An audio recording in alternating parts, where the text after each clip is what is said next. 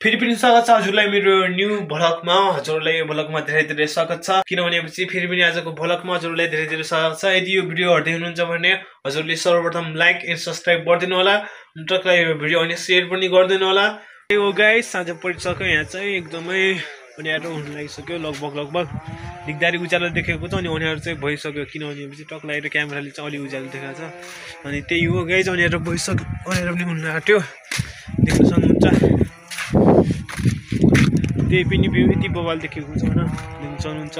Wow, view पनि यति मजा छ कि यति साँझमा पनि यस्तो मजाको भ्यू देखिन्छ यति साँझमा पनि गाइस, हजुरले त कुरै नगर्ने। अनि यता पनि हाम्रो भान्स कोठामा टक लगाएर भात पाइसक्यो अनि त्यो बाँक्ने बाँकी छ अनि टक लगाएर देख्न सक्नुहुन्छ। ऊ खाजा टक लगाएर मैले भ्लगमा पनि मिनी भ्लगमा पनि टक्क हालेको छु होइन, मिनी भ्लगमा पनि खाजा बनाएको रेसिपी भन्नाले पनि खाजा बनाएको भ्लग हालेको छु, मिनी भ्लगमा पनि छ अनि यो भ्लगमा पनि हाल्यो। अनि टक्क लगाएर भुटेको सुटेको मौदारीको चाहिँ बनाउनु पाइनँ, देख्न सक्छ। यो बुटकाबाट मकै र भटमासको खाजा होइन कि भट्टको, यता चाहिँ भट्टा भन्छौँ हजुर, उता चाहिँ कता भटमास भन्नु होला, यता चाहिँ भट्टा भन्छौँ।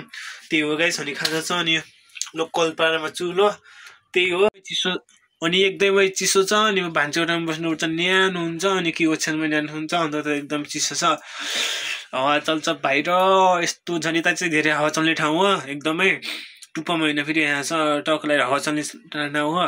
अनि मेरो ठाउँको नै नाम शीतलनगर हो। अनि गर्मीमा त ठिकै हुन्छ शीतलनगर, जाडोमा चाहिँ शीतलनगर चाहिँ भन्न हल्का अप्ठ्यारो हुन्छ। त्यही हो, जाडोमा चाहिँ एकदम चिसो हावा चल्यो भने झन् चिसो, शीतल भएपछि झन् चिसो हुन्छ नि त। गर्मीमा त एकदमै राम्रो हुन्छ शीतल भएपछि। अब फाइनली अँध्यारो पनि भइसक्यो होइन, टक्क लगाएर अब भित्र पाउँदै हुनुहुन्छ हाम्रो मम्मीले, मेरो प्यारी मम्मीले, च्याती प्याती मम्मी, बौलानी मम्मीले। टक्क लगाएर अँध्यारो भइसक्यो होइन, टक्क लगाएर कस्तो उज्यालो देखेको छ होइन। मलको लाइटले गर्दा म मलको लाइट अन गरेको छु, भिडियोको लाइट।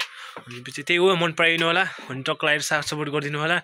अनि टक्क लगाएर 1 लाख सब्सक्राइबर बनाइनु होला, तपाईँको हातमा छ अनि मेरो हातमा छैन। त्यही भएर तपाईँले सपोर्ट गरिदिनु होला। ओके, आजको लागि भ्लग यति नै, बाई बाई।